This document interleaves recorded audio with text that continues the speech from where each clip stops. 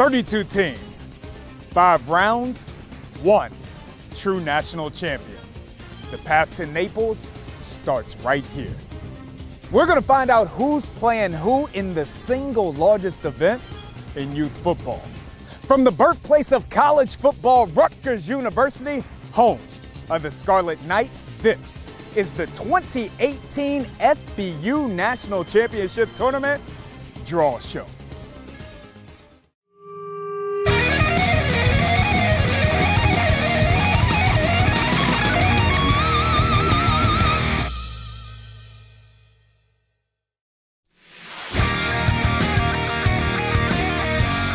What up, my friends?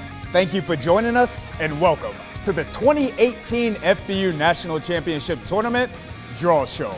I'm Ricardo, my esteemed co-host for the day, Mr. Steve Quinn, my main man, Erik Richards. Gentlemen, there can be but one true national championship tournament, and the FBU National Championship is that one. We're talking about 32 different teams spanning over 3 different grade levels for a total of 96 teams. That's well over 3,500 student athletes that represent in 23 states from around the United States of America. Amazing, Chad. The best of the best middle school talent, all coming down to Naples, Florida. Each grade level is going to have a team that will advance to a quarterfinal, semifinal, and final game to play in championship week, Naples, Florida, Paradise Coast. Yeah, and Steve, and don't forget, last year we went down there, we cut the ribbon. This year we're going to be able to see dirt moved at this great complex that Naples is building us. Looking forward to it. It's a perfect segue. Right now joining us, our host down in Naples. This is Mr. Jack Wirt. He is the Executive Director of the Naples Convention and Visitors Bureau. Florida's Paradise Coast is a great vacation destination for the entire family, and we want everybody to really remember that. Take great pictures, post your videos so you can share your experiences here in the Naples area, and just tell the world what a great opportunity you had to experience Florida at its finest. Thank you very much, Jack. Steve, when we take a look at this tournament, I mean, it has truly evolved over the years into a life-altering event for these student athletes and the family themselves. You've had an opportunity to lay witness to all of its growth. It's been amazing. First of all, Collier County has become a sports destination mecca, not just for football, but for all sports. Our tournament especially, first year we came down here, we brought 12 teams. Years 2 and 3, we had 24 teams. Last year, 42 teams came down here with 2 other different events. It's been an amazing rise in 4 short years, so we're really excited to be back here again. That is amazing. And Erik, again, as we take a look at this, it's more than just a football game. It's more than the multitude of football games. Championship week. It's an opportunity for the student athletes and their families to be down at the Paradise Coast. Fun under the sun. Absolutely. During that week, Chad, we got multiple events going on. We have the Adidas Freshman All-American game, Adidas happens to be our jersey provider in the national championship. We have the 9 and 10-year-old National Invitational. We've already got 4 teams selected in each of those age groups. And association presidents and coaches, we have 4 slots left. So if you have a good team that you think have what it takes to win a national championship in either one of those age groups, get in touch with us. But it's going to be a fabulous week all right around. And then the future's many. The future's many. We're going to find these freaks earlier and earlier. From 6th grade to 9th grade, we got 200 of the top athletes coming down. A lot of them were picked from our Top Gun event, Chad, that obviously we were at back in July. Excited about that. And last year, our social media team did a wonderful job. Over 2 million impressions that we actually had throughout our tournament. So when you talk about kids like a James Cook or like a Trevor Lawrence, we find them first. Even before they step on a high school football field, the world knows who they are. A ton of opportunities for our student athletes, a ton of opportunities for their families as well. Here's the question that everybody wants to know: who is playing who? We're going to reveal the first round of the 2018 FBU National Championship Tournament bracket.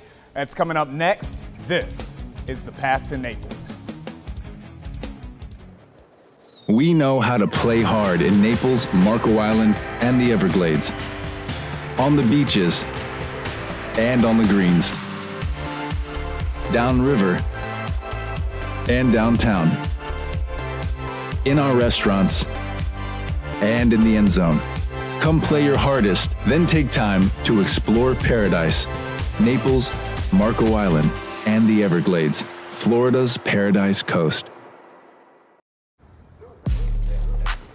Yeah, we've come this far, but can we finish what we started? Do we have it in us? Can we get back at it and keep grinding? Because the second we think we've given everything, we're gonna give more. Because this is our moment, and we are made for this. We are made for this. Whatever you're made for, Gatorade is made to fuel it.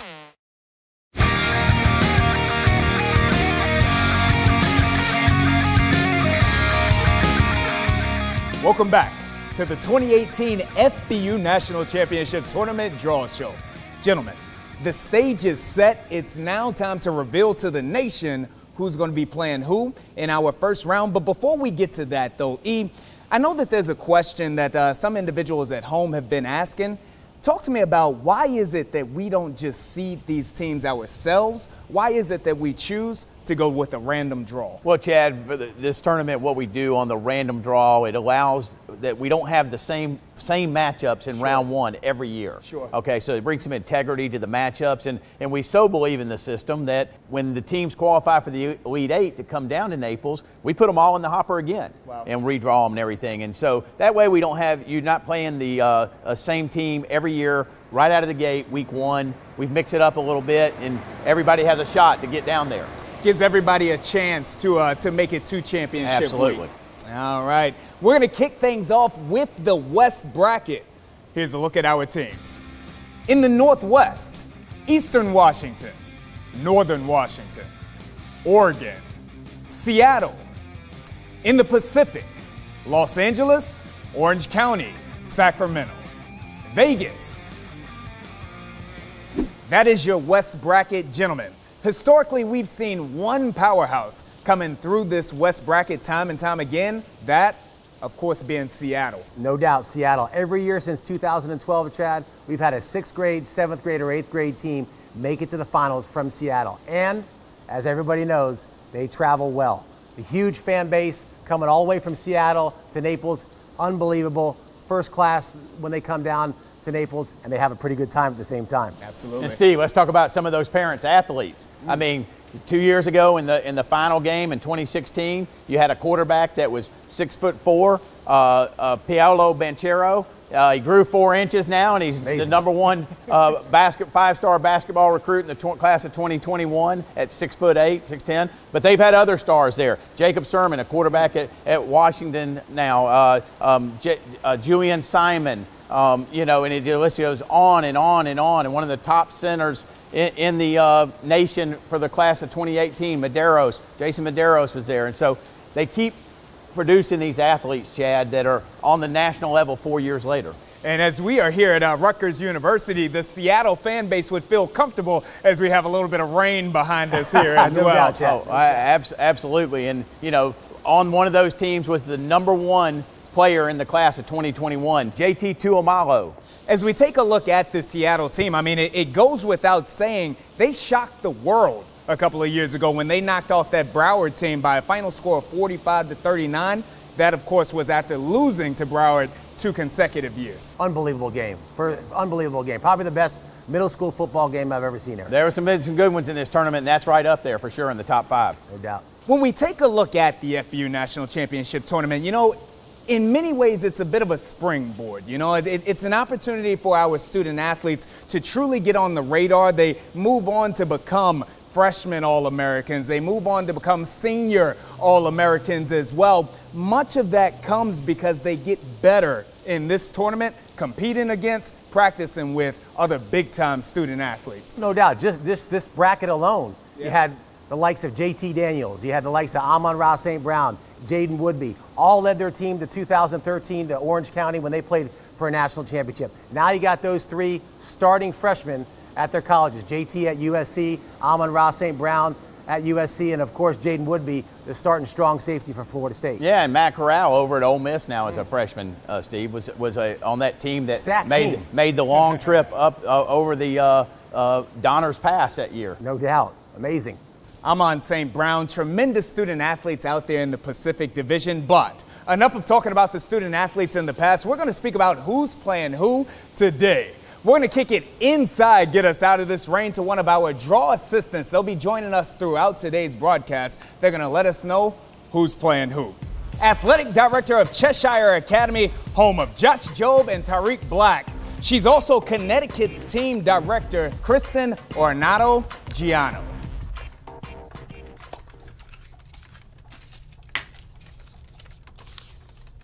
Orange County.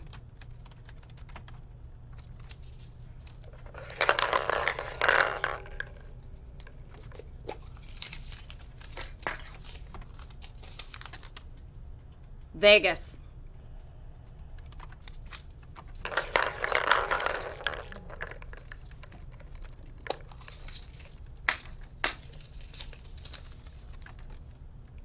Los Angeles.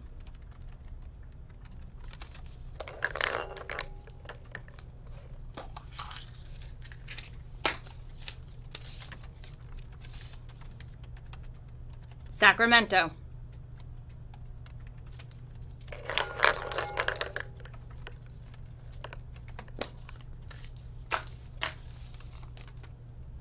Oregon.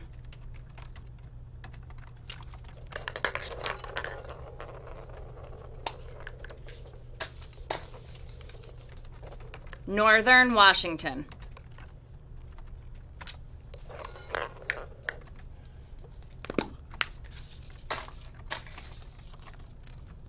Seattle.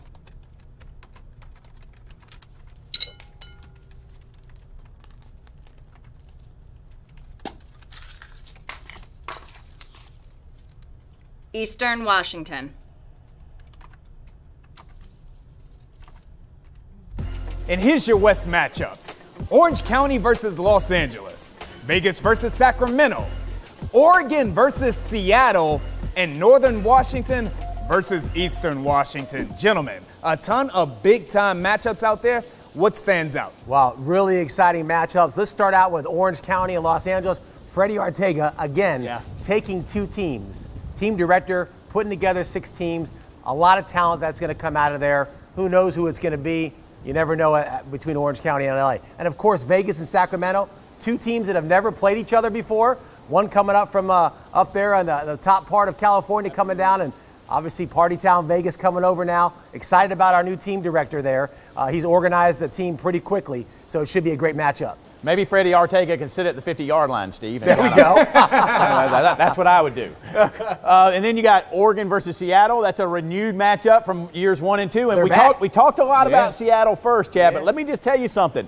Seattle didn't make it through the first couple of years. It was the Oregon 8th grade teams that made it through to the Final Four the first 2 years they were in it. And then Northern Washington versus Eastern Washington. We all know the talent that University of Washington, a top 10 ranked team in college football now, and they're pulling from these areas. 3 teams in Washington alone. 3 teams. Amazing. 3 teams in Washington alone, and that Seattle team could get challenged early this year. 1 bracket down, gentlemen. 3 more to go. Let's go ahead and move on to the Midwest. All right. Here's a look at those teams. In the Central, Indy, Kansas City, Kentucky, and Minnesota. And in the Texas region, Austin, Dallas, Houston, and San Antonio. Steve, as we take a look at those squads, I mean, the beautiful thing about it is that these Central squads, they all have a chance to make their mark on this tournament. No doubt about it. What I love about this bracket is it's different mentalities, it's different backgrounds. They're hungry. You know, Indiana has been there before. They've had players in the past like Carson Steele, freshman All-American, that has gone on to do some great things already at the high school level. Every year Indiana comes with it. But recently, it's been Kansas City. Over the last 3 years, they brought 5 teams to Naples at the 6th and 7th grade level. So it's going to be an exciting matchup in the Midwest. Excited about all the teams there. We're going to see who's hungry for it. Yeah, Steve, and a newcomer to this bracket, but not a newcomer to the tournament, is Kentucky. I mean, we remember back when Kentucky the first year made it down to the Final Four in San Antonio, and part of that team was Cash Daniel, who's now leading the SEC in tackles for Kentucky, Landon Young, Drake Jackson, who's starting center. Vito Tisdale played on a Kentucky team that made it to Atlanta a couple years ago. So it'll be interesting seeing them out of that Georgia-Florida region and over there against truly a Midwest region. All this talk about the Midwest, fellas, we can't go another moment without speaking on the United States of Texas. Yeah, and when you start with Texas, Chad, in this tournament, you better be talking about what the North Texas DFW area did. 3 championships in a row at 6th, 7th, and 8th. Steve, I don't know if we'll ever see that again. That team was headlined by J.J. Jackson, one of the top 2020 athletes, Cody Christ, who won the General Kevin Award player. You had R.J. Mickens, who is one of the top 20 corners, and, of course, their dad was the coach of that team, Ray Mickens. No doubt, Eric. You said it all. 18-0 over 3 years. Amazing feat. Like you said, Eric, may never be done again. Could be one of the class teams of the whole tournament since the inception of the Football University National Championship. And then also down there in Texas, people forget, but Houston, who's been in here since the start of this tournament with Tim Jackson as the director,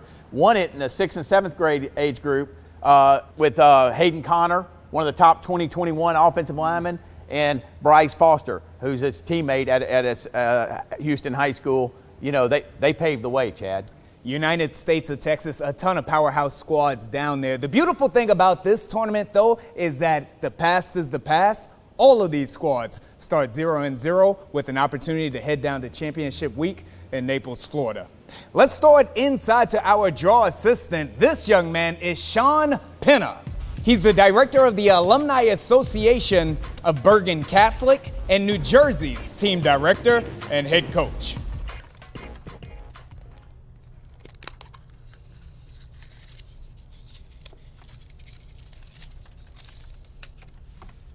Kentucky.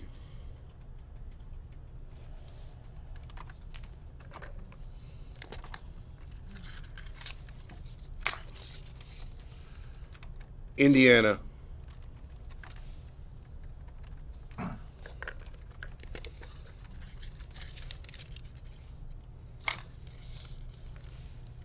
Minnesota.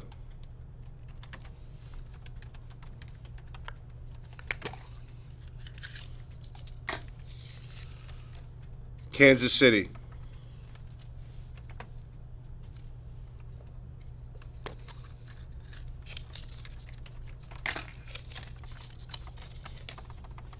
San Antonio.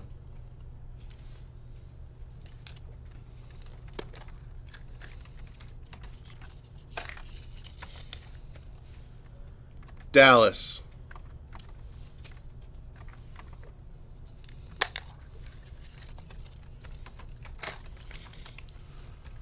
Houston.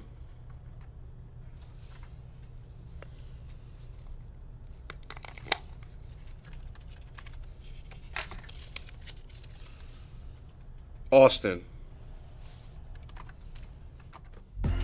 That is your Midwest draw. Let's take a look at those matchups. Kentucky versus Minnesota, Indiana, Kansas City, San Antonio versus Houston, Dallas versus Austin. Gentlemen, that's your Midwest bracket. What stands out? What teams do you want to see? You know, Kentucky and Minnesota, I think it's a great matchup. First one that we've ever actually had between these two teams, right? Shane Ferguson done a great job up there in Minnesota in a tough market, right? Football's probably not number one in Minnesota. He's done a great job the last 2 years. Kentucky, man, like Eric said earlier in the show, they keep on bringing it day in, year out. Bronson and the crew down there, the whole Kentucky Middle School Association does a great job. That's an intriguing matchup to me. Indiana, we talked about it earlier. Every year, they seem to be that team in the Midwest that you want to look at beating. And Chad Spann, who's the new team director, has things going on up there. He runs a big 7-on-7 Indiana team select. I'm looking for Team Indiana to really shine and through this bracket here. And then, you know, when you drop down to the Texas teams, Chad, you got San Antonio versus Houston. They're very familiar with each other. They've played each other the last 3 or 4 years that I know of. And then Dallas versus Austin, again, Sure. They're all familiar with each other. So I think those are a deal with new coaches coming in at the 6th grade level. You're probably going to see some new offenses and try to throw wrinkles that they hadn't seen before. That is a look at the Midwest, fellas. We are halfway through the bracket. Half of the teams out there know their first round fate, but now let's head down to the South. It's time to talk about powerhouse football. Let's take a look at those teams in the South. In Florida, Broward, Dade, Southwest Florida, and Tampa. And in the Southeast, GFL, GMSAA, Mississippi, and Tennessee. Gentlemen, those are going to be the squads that we're taking a look at. Steve, the South has always been a loaded division, especially down there in Florida. Well, you know, Eric and I love to banter about this because obviously originally being from Florida and Georgia, what a bracket this is. Dominant performances over the years from Dade and Broward. Dade or Broward or a Florida team has won a national championship at each grade level since 2011. You can't get much better than that. Wow, and then, you know, it used to only be South Florida. Correct. Dade and Broward went on about a 7-year run, and then last year out of nowhere, even though Damon Ratcliffe's been at it for 3 years, Steve, popped up Tampa, and he not only got a 6th and 7th grade team into the Elite Eight, he won them both. He won them both. He won them both and went unscored upon in the 6th grade. Unbelievable. I'll never forget the time I was actually pulling up after the GFL North Texas game, 8th grade game, into my driveway in Naples back then, and I got a phone call. It was Damon Ratcliffe on the phone. He said, Mr. Quinn, what will it take to get a team in? I need 3 teams from the Tampa area to get in. I want to win a national championship in 3 years. Wow. He had a 3-year plan. He did it not just once last year, but he did it twice. Huge shout out to Tampa, to Damon Ratcliffe. And like you all mentioned, I mean, that Dade squad, they've made it 3 consecutive years. They've made it down there to the finals. Travis Thomas is another one, right? He's got 2 teams. He's got Dade and Broward, as Eric mentioned, with Freddie Ortega. Are we going to sit him on the 50-yard line? I mean, there's so much talent down there. It's going to be exciting this year. Might be harder to sit on the 50-yard line if you're Travis Thomas and Dade or Broward. You're right about that, Eric. You're right about that. So that's Florida. Now, when we talk about the Southeast, E, I'm coming directly to you for this one. We talk about the Southeast, we've got to speak on this GFL squad. And we know that when GFL makes it down to championship week, they have a tendency to make it to the finals. Yeah, Talk to me about them. especially at the 8th grade level, Chad. Gary Dasher, the team director, and Kim Burge have done a great job with that program over there. They won their 3rd 8th grade trophy last year. Their 6th grade made it all the way to the finals game against the Tampa team we just spoke upon. But I'll tell you one thing. Knocking on the door is Georgia Middle School. They knocked on the door for 7 years. They just couldn't get by GFL, and a lot of those games, Steve, were less than 3 points to make it down to the Elite Eight and Final Four, and they just couldn't get by. Well, last year, the 7th grade team knocked on the door and kicked it in and made it all the way to the championship game against Tampa. This is exciting. I can't wait to see these games right now.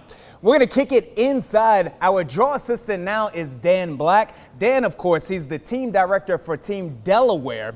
Also, he's the treasurer of the Ducks 9U and 10U teams. They have been invited to this year's National Invitational. Talk to me more about that. Well, Dan came out and brought 2 teams down last year for the National Invitational. I think it's gone now to another level. We've got Kendall Boys and Girls Club, who won it at the 9U level last year.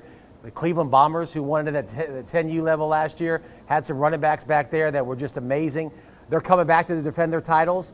People are calling us all the time, how do they get in? This is now the place to be if you're a 9U and 10U team. Yeah, Chad, 4 teams, like I said earlier in the show, have been selected in the 9-year-old age bracket already. 4 teams have been selected in 10. We still have 4 in each opening. So if you're an association president out there or coach, get in touch with us, Matt Lauer at FBU, our Midwestern director, and find out how to get your team in there to Naples. This is the beauty of championship week. We've got opportunities for all of our student athletes. Kicking it inside. Dan Black, here's the draw.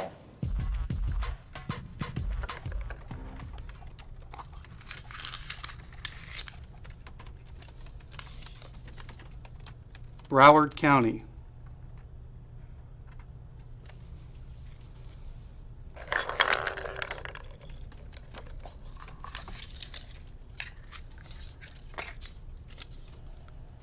Southwest Florida.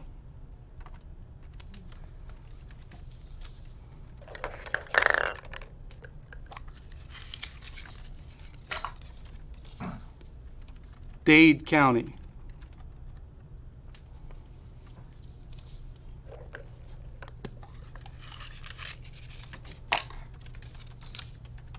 Tampa.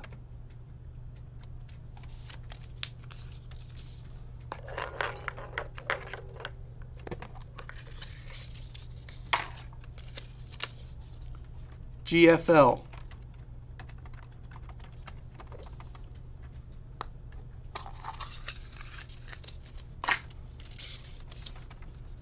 GMSAA.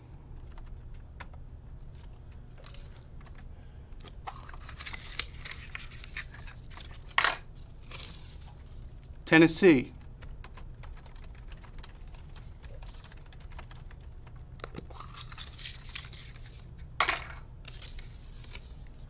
Mississippi.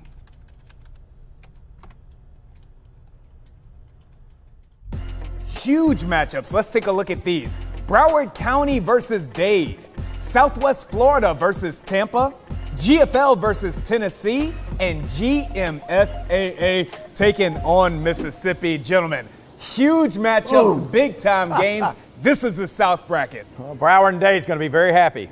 They're seeing each other game one. I'll tell you what, Broward County, Dade County. I know Travis isn't going to be very happy about that because I got some texts from him earlier. But, man, what a matchup. We've had some epic battles down there. Remember the Broward GFL game? Oh, yeah, I was senior rep on the field. I remember it, Steve. Yeah, we won't talk about that with the blocked field goal, or was it a blocked field goal? But amazing athletes that have played in that game. You know, you got the James Cooks of the world, the Naquan Wrights of the world. I'd be remiss not to say one of the hardest markets, too, to get everybody organized down there in South Florida. A guy named Dave Epstein the first year was the team director down there. Tyrone Parker followed it up with being back-to-back national champions after that.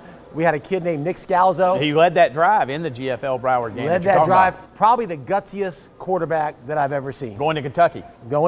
Amazing. So the athletes, we can go on and on. That list can go on and on. I mean, we'd be here forever. We spoke previously about the student athletes that come out of the Pacific and go on to be freshman All-Americans and senior All-American. Means that you see the same thing from the Florida and Georgia. You certainly do. I mean, now you go over to the next one, Southwest Florida versus Tampa, right? You got guys like Tyler Bird, Carlin Falsami, both at Tennessee, who they should have won a national championship that year. If not for a shotgun snap that went over Tyler's head, they lost to Central Florida the first year, 13-12. Obviously, they're playing a team like Tampa. Yeah, Abraham Alsey, right? Remember him? An 8th grade, 7th grade, and 8th grade All-American. So talent-rich Florida. It's going to be exciting times. Amazing student athletes down there in Florida. Talk to about Southeast. Oh, the Southeast matchups. You got GFL Tennessee, Chad, which is a renewed matchup. I mean, they have played each other in the past when Tennessee was in the tournament. And there's some talent that comes out of Nashville. There was a young cat named Jalen Ramsey that played on one of the first teams back then. So there's some talent out of there. And GFL speaks for itself. It's a long list of quarterbacks when you start talking Davis Mills and Chase Bryce and Trevor Lawrence and Max Johnson and Harrison Bailey and Chad Masco and now Gunnar Stockton. I mean, it just keeps going on and on with GFL and their quarterbacks. But then the other matchup, like we said, GMSA in the Fred Larson and Marquis Smith, the team directors over there, that have done a great job. So it's probably one of the best middle school associations I've seen in the country, the way it's ran. And they're playing a gentleman, Marcus Dent, that's in his second year of being in team director in Mississippi. He was kind of feeling his way through it the first year, but this year he knows what is competing. And ironically, Mississippi is one of the most talent-rich states in this 2018 senior class. So I think they're a sleeper. I think they're a sleeper. I really do. Absolutely. Talent-rich area down there. The SIP, definitely got to look out for those young men. 3 brackets down. We got one more to go. Gentlemen, let's take a look at the teams from the East. In the Atlantic, Carolina, Maryland, Maryland Metro, and Virginia. And in the Northeast, Connecticut, Delaware, Massachusetts, and New Jersey. Gentlemen, this is the East bracket here. If I had one word to describe the East, it's intriguing. Very intriguing. Obviously, you got the Godfather down there, Mike Anderson, who's been to I don't know how many Final Fours. Seems like he's there every other year. With multiple teams, Maryland is. And, I mean, the players speak for themselves all the way back to that 7th grade championship team that DeJuan Ellis was the quarterback of, Raymond Boone and Noah Taylor were a part of, all the way till, he finally won it at the 8th grade level after being on the doorstep and in the Final Four routinely every year. Kicked it down with Antoine Littleton and Colin Heinrich, his star lineman of that team. And I think, Chad, we can't talk without Maryland. Look at what the colleges do. They've beaten Texas 2 years in a row at the college level and everything. And so the talent's there, and they're starting to keep it at home. And it's only a matter of time before they're, mentioned in the top 10. Well, Eric, last year, Kevin Holmes added Metro Maryland. Sure. Right? He surprisingly got down to Naples with his 7th grade team. So now you got 2 powerhouses there. It's not just one powerhouse anymore, right? You got Metro Maryland now that's knocking on the door as well. And of course, I'd be remiss to not talk about Carolina, right? They're back in the tournament this year. Jimmy Stanton does a great job with the Carolina Bowl down there. I know how hard he works at the grassroots level to go out and find the top kids. I'm telling you, watch out for Carolina in this bracket. They're going to make some noise. Yeah, and when Carolina was in the tournament back in the day in the Charlotte area, you know, you had Sam Howell was the backup to Hayes Greer and stuff. So there's some talented quarterbacks and players there. And the University of Georgia has reached into Carolina over the last few years and pulled out some major 5-star athletes. And we'll take a look as well. I mean, Jawan Banks and Team Virginia, they're building something there as well. Like we said, intriguing, all of those squads. Just got off the phone with Jawan on Friday, and he said he's going to make some noise. I believe it. I mean, he's all over the place. You look up on social media, he's out there playing a national schedule, so good on him.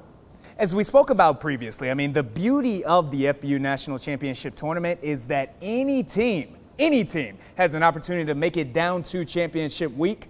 That said, when you think about the Northeast, you can't talk there without mentioning Massachusetts. No doubt about it. 7 out of the last 8 years, P.J. Vanderwright and Team Mass have been in the national championship or been knocking on the door in the semifinals and the quarterfinals. He does it year-round up there. Say what you want about Massachusetts football, but every year they're the team that comes out of the Northeast bracket. And it's because of the effort and the time that he puts in, not just to his players, but he's got a great coaching staff. They travel well. When they come down to Naples, they bring hundreds of people down there. Excellent fans as well. Fill up the well. hotels down there. No doubt that he'll have some teams to contest with this year at the tournament level. But I'm also looking for some surprises out of that Northeast, and I've already told PJ about that. He knows who I'm talking about. And they've had some players there too, Steve, all the way back from Blake Gallagher and Michael Silva were the stars of their grassroots team. And now, you know, Khalil Mullins, who's already been named to the 2020 game. Tyler Martin, who was a 2022 freshman All-American. Are we going to look at his film for the freshman All-American? He's an animal. Absolutely. He's an animal. I think he might get in. PJ was sending it to me when he was in kindergarten. That is what's up. I tell you, the East is exciting. Not only intriguing, but it's exciting as well. We're going to kick it into the studio so that we can get our draw done. Our final draw assistant, we just mentioned this young man's name. He's the team director of the reigning 6th and 7th grade FBU National Champions. Of course, that's Team Tampa. Throwing it in, Damon Rack. Here comes the champ!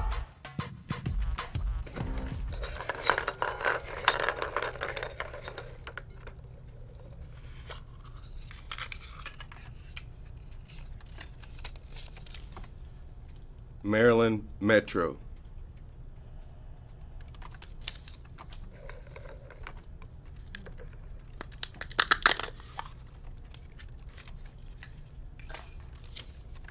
Maryland.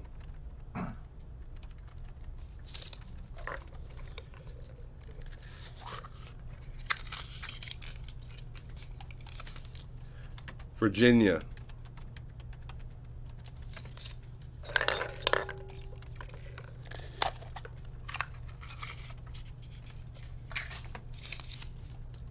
Carolina.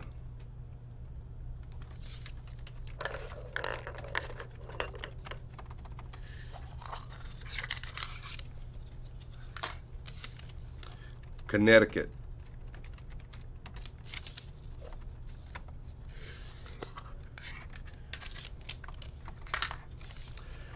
New Jersey.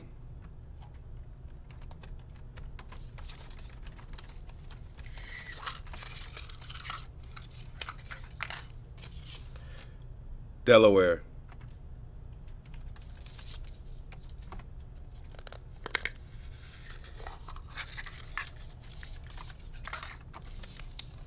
Massachusetts.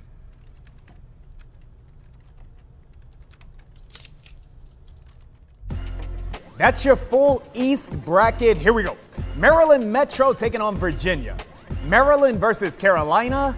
Connecticut versus Delaware, and New Jersey versus Massachusetts. Gentlemen, that East bracket. Man, I like it. I like that bracket. Maryland Metro, Northern Virginia. Kevin Holmes versus Jawan Banks. I'm telling you. Yeah? You like that. You like Jawan Banks out there. Jawan Banks. All right, I'm calling Kevin now. I'm going to let him know. They're salivating. This Maryland Metro squad, obviously, they have a tremendous team, but I'm telling you, Jawan Banks, they're no pushover. He hadn't talked about picking teams at all the whole tournament. When Maryland comes up, all of a sudden he was out. Homer, you talking about Florida, Georgia, Homer. I like this bracket. I like that first round matchup. I'm intrigued by Carolina, as I've said all along. I think Jimmy Stanton's going to bring it. I know Mike Anderson will be ready. He is every year. That's going to be a great matchup right there. Yeah, and then you got a new matchup in Connecticut and Delaware, Christian's team that we just saw pick a bracket earlier versus Dan Black, the Delaware Ducks base of team coming in for the first year. And then we got this, it seems like every year we're talking Jersey, Massachusetts, and a lot of times game one, right? Always game one. And PJ, I'm sure, looks at it and says, I got that one won, but you told me at the beginning of the show things are changing with Champaign in New Jersey. I'm telling you, I was out there tryouts. They're gonna cause some trouble in this tournament. It's not going to be just a run over New Jersey type of thing. They're going to cause some trouble. I believe you. I mean, let's look at it. New Jersey's had some good quarterbacks. Jarrett Garantano, Tommy DeVito come through there, and that are coaching on the college level now. There's talent at the quarterback level. Yeah, player of the years, last 3 out of the last four years. To going back 3 years, 4 years. Jamel Peppers, Rashawn Gary, obviously coming from New Jersey. A lot of talent in New Jersey. It's just going out and finding them. And just like anything else, the politics of U football, I think Sean has done a great job this year of bringing that all together. Look out for New Jersey.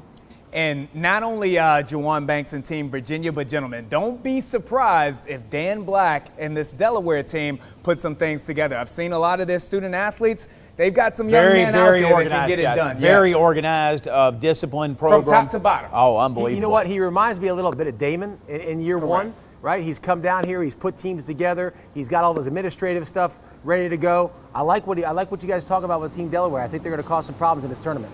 There you have it. Those are all 4 of our brackets. I tell you fellas what, championship week, not only a tremendous opportunity for the student athletes and their families, but we love championship week as well. Is that correct? Oh, absolutely. Keep it locked right there, because coming back, we're going to find out which one of us loves championship week the most and why. It's me. It's you? It's his hometown. Naples. This is the path to Naples. Collier County. We know how to play hard in Naples, Marco Island, and the Everglades. On the beaches and on the greens. Downriver and downtown. In our restaurants and in the end zone. Come play your hardest, then take time to explore paradise. Naples, Marco Island, and the Everglades. Florida's Paradise Coast.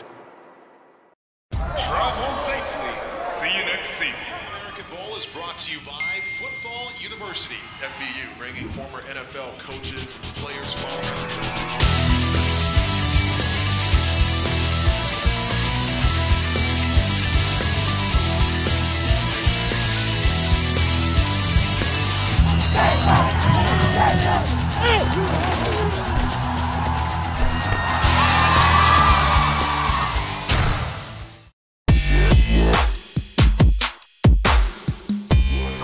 '18 FBU National Championship Tournament Draw Show. I'm Chad Ricardo. It's my main man, Steve Quinn, and Erik Richards is somewhere around here. I don't know if he got the memo that this was a 30-second commercial. I guess he always leaves at the end. I don't know what's going on. Always leaves at the end. We're almost done, aren't we? Steve, before we get out of here, before we're done, though, what I want to talk about is what we personally love about Championship Week. I know that for me, it's all about the student athletes. I mean, we have young men who are traveling from the Northeast. They're getting away from some negative and bad weather in the December month, but more than that, they have an opportunity to open up the windows of their lives, to see Naples, the Paradise Coast, to experience these activities with other student athletes from across the nation. The sports capital of the world, Naples, Florida, and the Paradise Coast. What a better place to do it. Chad, I love all the things that you're talking about. I love talking about all the Division I players that have played in our tournament since 2011. The list goes on and on and on and on. If you were a top 4 or 5-star recruit, you probably played in the Football University National Championship.